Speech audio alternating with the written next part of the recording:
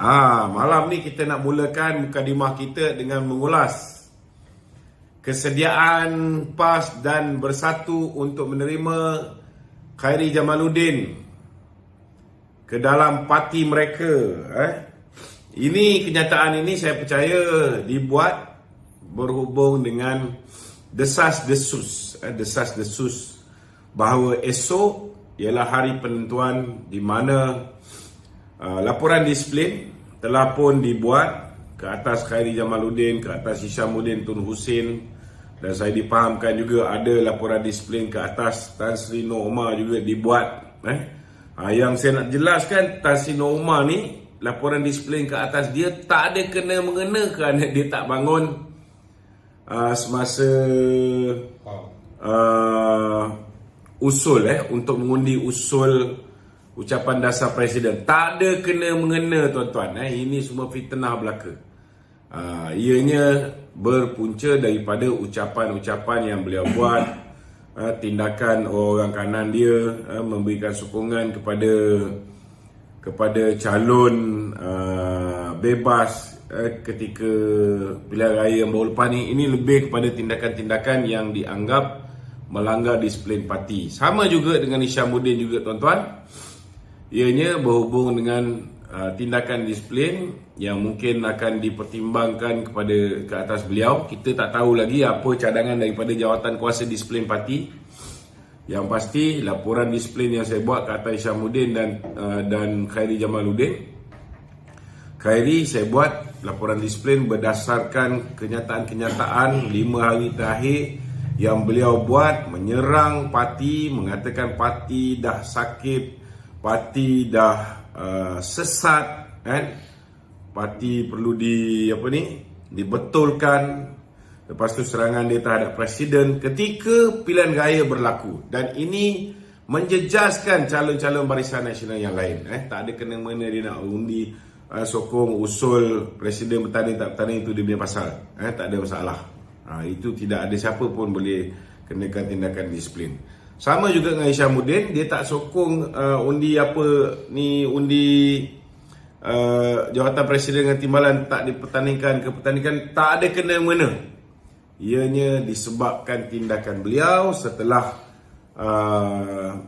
menandatangani aku janji, tetapi beliau menghasut ahli-ahli parlimen kita untuk menandatangani satu lagi aku janji, memberikan mandat kepada Tan Sri Muhyiddin Yassin menjadi Perdana Menteri selepas pilihan raya umum yang ke-15.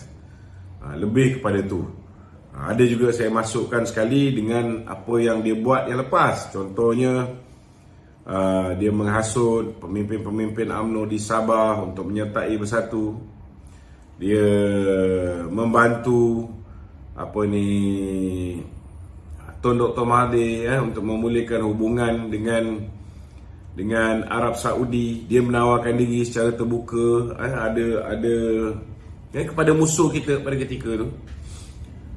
Dia memujuk 16 orang ahli parlimen BN untuk menyertai Bersatu. Ini laporan disiplin ini berdasarkan perkara-perkara tersebut. Tak ada kena-mengena pasal usul undi Presiden dan timbalan tidak dipertandingkan. Ada yang cuba nak menggambarkan buruk sangat UMNO ni kononnya. Berbeza pandangan tentang usul pun tak boleh. Tak betul tuan-tuan. Nak berbeza pandangan tentang usul tak ada masalah, buatlah. Nak berbeza pandangan tentang pendirian parti, nak sokong sana ke sokong sini, buatlah, tak ada masalah. Tapi kita parti ada disiplin parti. Bila dia langgar disiplin parti, kita buat laporan disiplin. Kemudian terpulanglah ke atas lembaga disiplin. Mereka siasat, lepas mereka siasat, mereka kemukakan cadangan.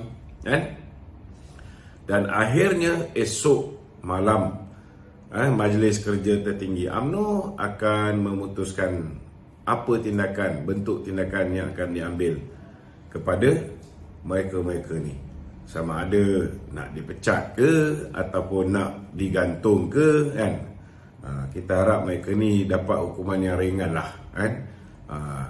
Tak adalah kena macam saya sampai kena pecat kan. Bagi dia gantung 6 bulan, 6 tahun cukup lah. Macam mana apa nama, Tun Faisal kena kan. Dari situ kita boleh tengok. Kalau di kelas bersama dengan parti, dia tak masuk parti lain kan. Kalau dia apa ni, ialah macam KJ kan, mestilah bersatu dengan PAS. Minat untuk tarik dia kan, sekurang-kurangnya boleh jadi calon Menteri Besar di Negeri Sembilan. Adalah fight sikit kan nak lawan kat Negeri Sembilan tu. Tak apa, tak ada masalah kan. Kita pun dah harap kalau dia nak pergi sebelah sana pun, alhamdulillah, kurang tapak tangan, padang bola kita tadahkan. Daripada dia duduk dalam parti kita tapi jiwa dia dengan Bersatu, nak buat apa? Daripada duduk dalam parti kita, kesetiaan dia kepada pemimpin Bersatu, kesetiaan dia kepada pemimpin-pemimpin dalam UMNO yang pro Perikatan Nasional, nak buat apa kan? Jadi alang kepalang ni, biarlah dia membawa dirinya. Dan kita ucap terima kasih kepada PAS kan. Banyak PAS ni membantu, banyak Bersatu membantu membersihkan UMNO. Semua pemimpin-pemimpin yang korup, yang salah guna kuasa, yang pemimpin DAP yang rogol amah, lepas tu pemimpin kita yang cabul kehormatan, habis semua disapu bersihnya. Alhamdulillah. Ini bagus tuan-tuan untuk parti kita. Jangan kita kecewa bila orang ni tinggalkan kita. Kalau orang yang bagus tinggalkan kita, tuan-tuan, kita patut kecewa. Tapi kalau orang yang sentiasa membawa masalah kepada kita, bila kalah pilihan raya kan, dia tak cerita, dia tak ambil tanggungjawab. Macam Dr. Ashraf bila kalah pilihan raya, dia ambil tanggungjawab. Dia kata dia rasa bersalah, dia minta maaf kerana gagal menarik orang muda. Itu baru betul ketua muda kan. Tapi apa yang KJ buat? Bila dia menang, dia kalah pilihan raya, kita kalah pilihan raya, dia pinpoint kepada Datuk Seri Najib seorang. Kita masuk dalam satu pasukan, sepatutnya ada kebertanggungjawaban bersama. Tetapi apa yang dia buat? Dia tuduh Datuk Najib seorang. Jurani pun sama juga, blame on Datuk Najib, padahal dia Menteri Kewangan kedua ketika itu. Jadi saudara, kalau PAS dengan Bersatu nak terima dia orang ni, alhamdulillah tuan-tuan, bagus sangat. Kita mengalu-alukannya. Kalau boleh yang mana yang ada lebihan-lebihan penyokong kepada mereka ni, ambil sekali. Ambil sekali package. Kita bagi buy 3 get thousands. Biar kita ni tak ramai supporter, tetapi supporter yang genuine, yang ikhlas betul-betul dengan UMNO dan Barisan Nasional. Kalau lebih ramai pengkhianat daripada yang betul ni tuan-tuan, lagi jahanam parti ni. Kalau kita ada yang genuine, insya-Allah yang genuine tu akan generate lebih banyak supporter yang sayangkan UMNO, yang cintakan UMNO, yang nak berjuang bersama dengan UMNO, bersama dengan perjuangan agama, bangsa dan negara. Itu lebih baik daripada ada ramai tetapi banyak menjadi gunting dalam lipatan, menjadi musang berbulu ayam kan. Seekor musang dah tak ada. Tinggal 2-3 ekor musang lagi ni. Kita tunggulah besok. Okey. Okey tak? Tawaran secara terbuka Perikatan Nasional terhadap KJ itu seolah-olah Perikatan Nasional dia tahu apa kesalahan ataupun hukuman yang dikenakan tu. Mestilah dia tahu. Mestilah dia tahu siapa geng dia.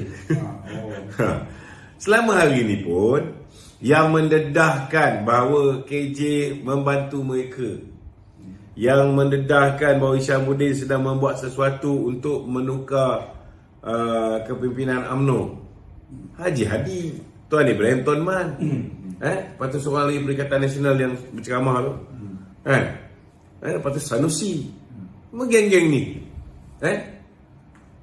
So okey lah, biarlah dia ke sebelah sana. Dah memang tim dia, takkan dia tak tahu siapa tim dia. Betul tak? Dia pun tahu, kita tahu siapa dia punya team. Okay? Alright. Sekiranya betul lah berlaku. Dan KJ kalau dia join di sana tu, apa kedudukan dia dalam parti di situ? Itu kena tanya dengan pengurusi Perikatan Nasional lah. Kan? Tasik Muhyiddin boleh lantik dia jadi ketua perangan parti. Betul tak? Atau boleh lantik dia jadi Setiausaha Agung parti. Muhyiddin pun memang tak suka sangat dengan Hamzah. Kan? So bila masa dia boleh tukar?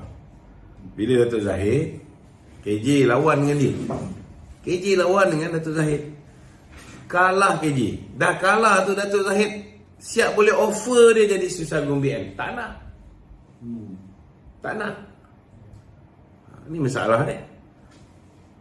Kan? Lepas tu sibuk nak tanding. Dia kata jawatan kecil tu. Oh, jawatan kecil. Kalau gitu kita suruh Muhyiddin Yassin kosongkan je jawatan pengurusi PN tu, bagi kat dia. Ada sikit harapan. Okey, ada lagi? Tawaran tu tadi tu tawaran apa? Tawaran pada KJ tadi tu. Adakah pada KJ tadi tu orang lain tak ada tu? Yalah, kalau nak tawarkan dia mestilah tawarkan orang yang akan kena ambil tindakan disiplin dulu. Kalau besok saya tak tahulah berapa orang. Ini atas jawatan kuasa disiplin parti dan atas majlis kerja tertinggi parti. Kan? Saya tak tahu siapa yang akan ambil tindakan. Yang saya tahu, saya ada buat laporan disiplin ke atas Isyamuddin dan ke atas KJ. Ni dua. Kan? Dan saya ada dengar bahagian Tanjung Karang punya orang ada buat laporan disiplin ke atas Tan Sri Nur Umar berhubung apa yang dia buat semasa pilihan raya ketika siapa nama Ketua Nita ni, Kak Bibam tadi. Memang ada. Setakat ni saya dengar 3 orang ni yang kemungkinan besar besok akan dibawa kepada Majlis Kerja Tertinggi UMNO. Lebih daripada tu saya tak tahu. Betul, adakah masalah-masalah ni telah dibicarakan di lembaga disiplin sebelum dia bertindakan? Lembaga disiplin dia ada banyak kaedah. Lembaga disiplin ni bukan macam Federal Bureau of Investigation. Faham? Kadang-kadang ada benda dia perlu panggil orang tu beri pertahankan diri. Ada benda dia tak perlu nak panggil untuk pertahankan diri. Dah tentu-tentu engkau dalam ucapan ketika pilihan raya engkau bertanding tiket BN, engkau nak undi orang undi BN tapi engkau balon orang BN. Cukup lah. Apa pasal nak panggil lagi? Tapi aku tak tahulah dia panggil ke tak panggil. Kita tak tahu. Macam Tun Faizal tu, dia tak tahu kenapa aku langsung tak pernah dibawa kepada jawatan kuasa disiplin parti. Tidak ada sebarang laporan disiplin kepada aku terhadap jawatan kuasa disiplin parti. Tak ada. MT ada hak. Ketika tidak ada Perhimpunan Agung UMNO, badan tertinggi yang boleh membuat keputusan ialah Majlis Kerja Tertinggi UMNO. Dan keputusan Majlis Kerja Tertinggi UMNO adalah muktamad dan tidak boleh dipertikai. Pergi buka parti lain punya perlembagaan, sama je. Buka satu punya perlembagaan, sama je. So apa nak pening kepala? Kalau kau ada orang buat laporan kata dia ni buat macam ni, apa bukti yang ada? Bukti dia saksi. Ni saksi pertama, saksi perlu panggil. Tapi kalau macam KJ dah terang ada, aku bagi link. Ini link dia. Kan? Takkanlah ada orang nak buat CGI kan? Khusus nak fitnah KJ, buat CGI. Tak payah. Kita pergi dekat Facebook dia sendiri. Masih ada lagi sampai sekarang. Tak tahulah kalau besok dia dah delete kan. Tapi kita dah download. Masih ada lagi. Dan benda tu diviralkan sepanjang tempoh. Kalau besok KJ dipecat ke digantung tanpa dipanggil untuk membela diri kan tu. So mungkin akan ada puak-puak ni yang akan menyalak kata UMNO tak bagi peluang kepada orang macam ni untuk bela diri. Inilah macam ni lah. Senang macam gini. Bila orang kena pecat, mestilah dia menyalak. Itu hak asasi dia. Kau tak boleh nafikan hak dia nak melalak. Aku kena pecat dengan Mahathir, aku kecewa. Aku entah Mahathir kau. Aku kena pecat dengan Dato' Zahid, aku kecewa. Aku belasah juga. Jadi kalau KJ besok dia nak pecat, biarlah dia nak melalak, dia melalak. Tak ada masalah. Persoalan dia, satu Malaysia dah tengok video dia. Semua orang dah tahu apa yang dia buat. Bukan merosakkan imej parti, bukan merosakkan imej Dato' Zahid je. Menjejaskan. Ni Muhammad calon dekat kapal. Dia sendiri boleh rasa 5 hari pertama terakhir sebelum pilihan raya. Bagaimana sebelum tu orang boleh terima calon BN dengan baik, tiba-tiba bila dia sendiri kata UMNO parti sesat, UMNO parti dah rosak, sakit, habis lari orang. Tempat-tempat calon lain yang pro dia sendiri cakap macam tu. Semua dah tak nak associate themselves dengan KJ sebab kecewa. Time dia orang bertanding, KJ belasah parti. So kau nak panggil apa lagi? Lagipun kita dah bagi peluang dia bertanding Presiden UMNO. Dia bertanding Presiden UMNO. Bila dia kalah, sepatutnya lepas biduk berlalu kiambang bertaut lah. Itu yang Dato' Zahid offer dia jadi Susagong BN. Ada dia nak bertaut balik? Tak ada. Dia terus menerus menyerang. Kata Presiden tak ada hala tuju lah, itulah ini.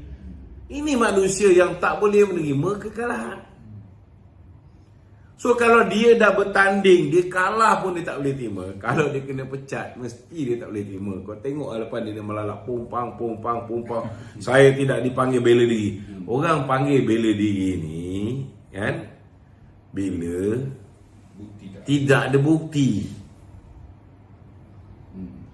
Bukti sama ke tu Nak tanya, nak panggil dia. Betul ke kau cakap ni? Buat apa nak panggil lagi kalau dah Facebook dia sendiri upload apa yang dia cakap? Kau nak panggil dia? Betul ke kau ni? Buat apa? Betul tak? Lainlah kita ni majlis Jawatan Kuasa Disiplin Parti ni ada pegawai penyiasat dia lah, apa benda semua sekali. Boleh pergi check. Lepas tu kita boleh masuk kat MC check pula telefon KJ ni betul ke tak ada lah. Kalau Jawatan Kuasa Disiplin Parti nak minta KJ serah telefon, nak pergi hantar laporan forensik dekat MC nak ngesahkan, kau rasa KJ bagi? Apa jurisdiction yang Jawatan Kuasa Disiplin Parti ada? Betul lah. Lainlah kalau polis minta, terpaksalah bagi. Ini kita kena faham. Tapi kita tak tahulah, mungkinlah dipanggil.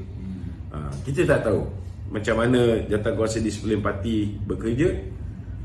Tapi kalau misalnya tidak ada bukti, dan bukti itu dalam bentuk saksi-saksi, contoh macam Isyamuddin pujuk ada seorang pemimpin UMNO ni untuk ikut dia lompat masuk Bersatu, boleh dipanggil saksi tersebut.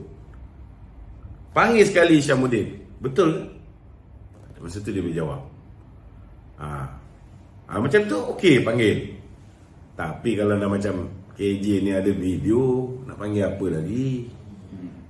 Terang-terang kesalahan tu jelas. Lagi bersuluh. Ada benda kena panggil, ada benda tak perlu panggil. Aku pun tak dipanggil. Tapi tu boleh pecat, okey je. Lagilah ada seorang yang bukan ahli Majlis Kerja Tertinggi UMNO. Bukan seorang lah, ada beberapa orang. Salah seorang daripadanya Syahidan Kasim. Dia Ketua Perhubungan Negeri, bukannya MT yang dilantik. Ada Ketua Perhubungan Negeri, dia MT dilantik, boleh angkat tangan. Tapi kalau Ketua Perhubungan Negeri yang bukan MT dilantik, tidak ada hak untuk angkat tangan mengundi bagi memecat seseorang. Ketika aku dipecat, Syahidan Kasim angkat tangan. So kalau aku ni hati kering, aku bawa pergi mahkamah memang boleh menang. Tapi kena ingatlah, bila kita bawa pergi mahkamah, kita lawan dengan parti kita. Kita lawan dengan parti kita. Yang rosak nama parti. Dia orang ni tak peduli nama parti ni rosak ke tak rosak. Macam anak Datuk Nasir ni, kan? Ahli cawangan 4 katak, nama cawangan pun 4 katak, kan? Tak kisahlah. Nasib baik bapak dia tak jadi katak. Bapak dia dah nak masuk satu, tak jadi. Dulu bapak dia ketua bahagian.